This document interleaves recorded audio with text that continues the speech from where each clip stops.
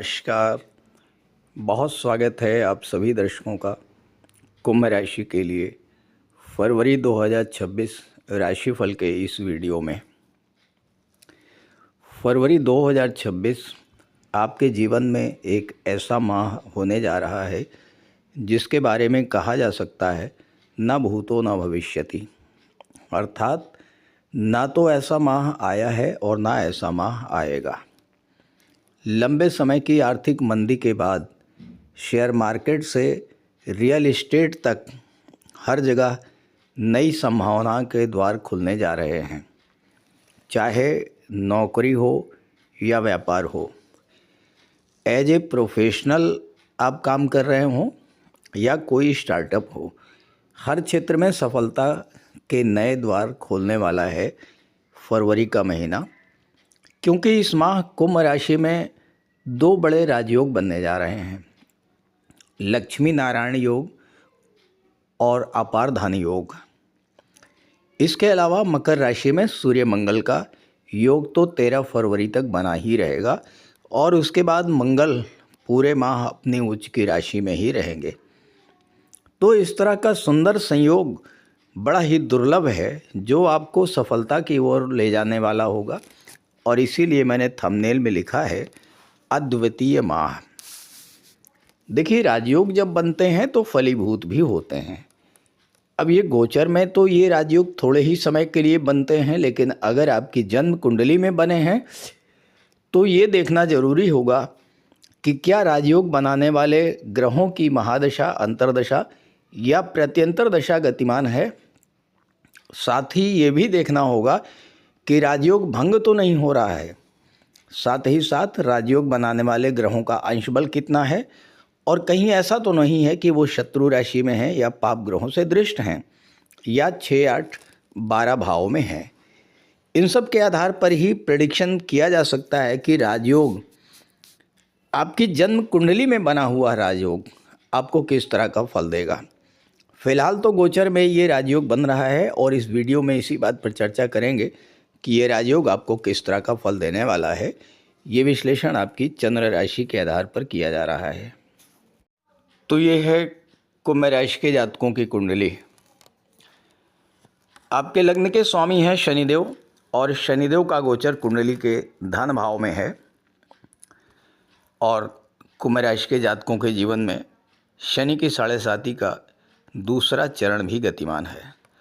धन भाव के स्वामी हैं देवगुरु बृहस्पति, जो वक्री अवस्था में पंचम भाव में गोचर कर रहे हैं। फरवरी के माह में आपके लग्न के भाव में बुध, शुक्र और राहु का त्रिग्रही योग बन रहा है। शुक्र राहु का अपार धन योग, बुध शुक्र का लक्ष्मी नारायण योग आपके लग्न भाव में बनेगा। सूर्य मंगल आपकी कुंडली के 12वें भाव में हैं, और 13 फरवरी को सूर्य जब लग्न में आ जाएंगे तो मंगल अकेले ही 12वें भाव में अपनी उच्च की राशि में गोचर करेंगे और पूरा प्रतिफल आपको प्रदान करेंगे। अब देखिए, केतु महाराज आपके 7वें भाव में बैठे हैं। सबसे पहले लक्ष्मी नारायण योग की चर्चा कर लेते हैं।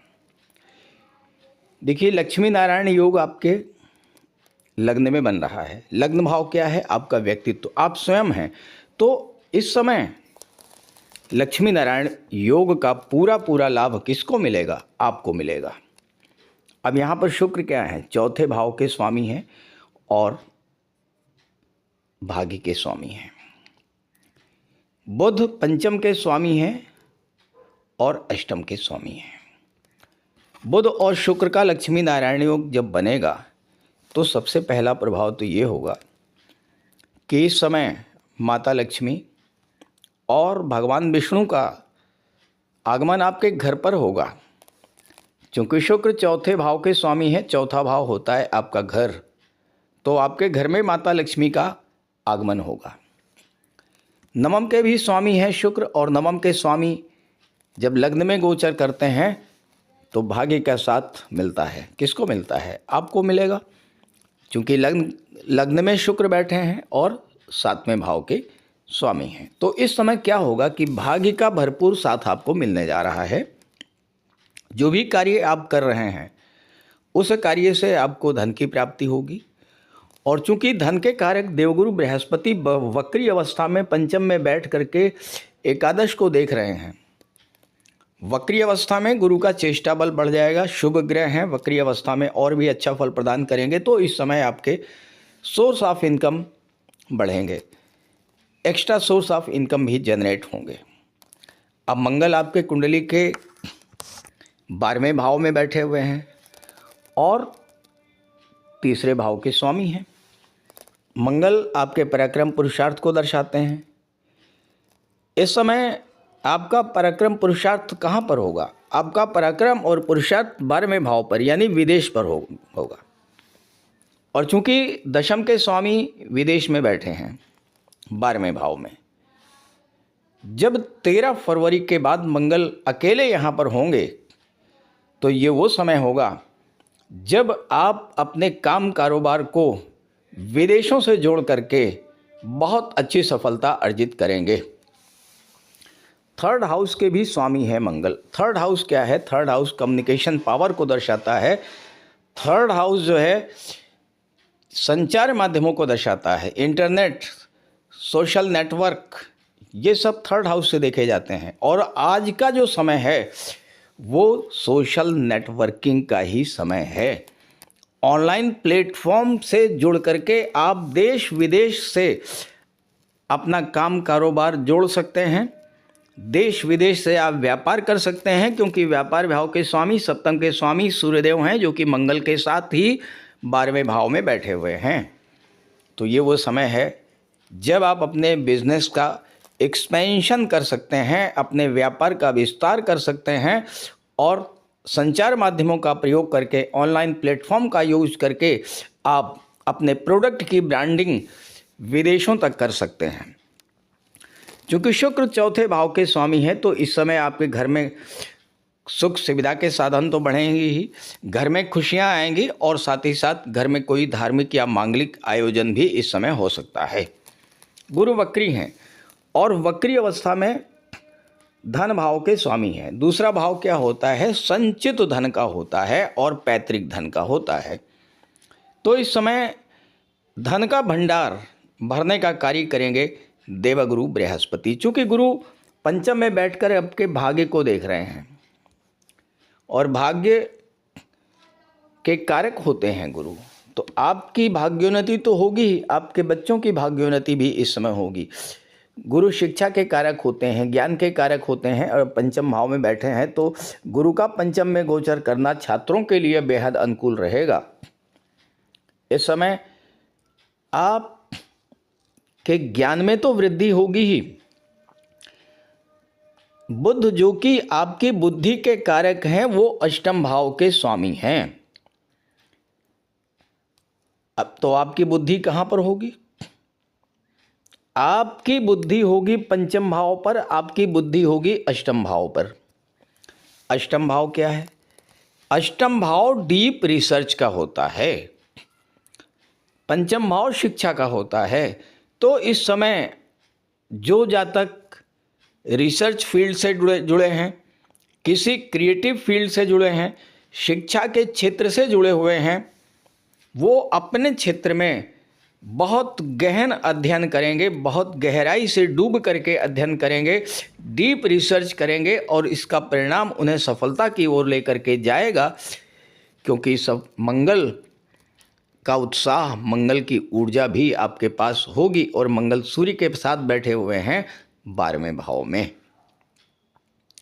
अब यहाँ पर शुक्र राहु का अपार धन योग भी बन रहा है। देखिए, शुक्र क्या है? धन के कारक हैं, कंफर्ट और लग्जरी के कारक हैं। और राहु क्या है? राहु असीम विस्तार के कारक हैं। शुक्र के भी मित्र हैं, बुध के भी मित्र हैं। तो आपका पैसा, आपकी बुद्धि, आपकी सोच, इनमें एक बहुत बड़ा परिवर्तन आएगा। राहु आपके अंदर नए और इनोवेटिव आइडियाज़ डेवलप करेंगे। लग्न में बैठे हैं और 7वें भाव को देख रहे हैं। 7वां भाव क्या? व्यापार का होता है। तो आप अपने व्यापार व्यवसाय को बढ़ाने के लिए कुछ नए और इनोवेटिव एक्सपेरिमेंट्स कर सकते हैं, कुछ नए प्रयोग करेंगे आप, कुछ नए तरीके से अपने व्यापार व्यवसाय को बढ़ाएंगे। और चूंकि राहु क्या है? राहु टेक्नोलॉजी को इंडिकेट करते हैं, राहु हैं संचार माध्यम, राहु हैं इंटरनेट। तो आप अपने व्यापार व्यवसाय को एक नए तरीके से रीअरेंज करेंगे, क्योंकि राहु परिवर्तन के भी कारक होते हैं। अपने व्यापार व्यवसाय में कुछ ऐसा नया परिवर्तन लेकर के आएंगे कि जिससे आपके प्रोडक्ट की डिमांड बढ़ेगी, आपके प्रोडक्ट की ब्रांडिंग होगी और आप अपने व्यापार व्यवसाय से ज़्यादा लाभ अर्जित करने की स्थिति में होंगे। तो इस तरह से ये कुंभ राशि के जातकों के लिए भले ही शनि की 7.5 गतिमान है, लेकिन इसके बावजूद आपके लिए सफलता के नए नए द्वार खोलने वाला होगा। ख़ास करके छात्रों के लिए बहुत अच्छा है, बिजनेसमैन के लिए बहुत अच्छा है, जो लोग जॉब में हैं उनके लिए बहुत ही बेहतर योग बन रहा है। प्रमोशन का लाभ मिल सकता है, आपके मान सम्मान में वृद्धि हो सकती है, आपका स्टेटस ग्रो कर सकता है, आप लीडरशिप की भूमिका में रहेंगे, क्योंकि सूर्य और मंगल ग्रहों के राजा और ग्रहों के सेनापति दोनों एक साथ गोचर कर रहे हैं और उनका संबंध 10वें भाव से बन रहा है और 7वें भाव से बन रहा है, यानी व्यापार व्यवसाय से और आपके करियर, प्रोफेशन, नौकरी और जॉब से, दोनों से सूर्य मंगल का संबंध बन रहा है। तो इस गोचर का पूरा लाभ उठाइए। और हाँ, अगर आप अपनी कुंडली का विश्लेषण कराना चाहते हैं तो इसी वीडियो के डिस्क्रिप्शन बॉक्स में मैंने अपना व्हाट्सएप नंबर दे दिया है, आप वहां पर कांटेक्ट कर सकते हैं। उस नंबर के अलावा कमेंट बॉक्स में दिए गए किसी भी नंबर को भूल करके भी कांटेक्ट मत कीजिएगा, स्कैम हो सकता है। मैं अपना कांटेक्ट नंबर एक बार फिर से यहाँ पर लिख दे रहा हूँ, आप नोट कर लीजिए। 90 581 44 128।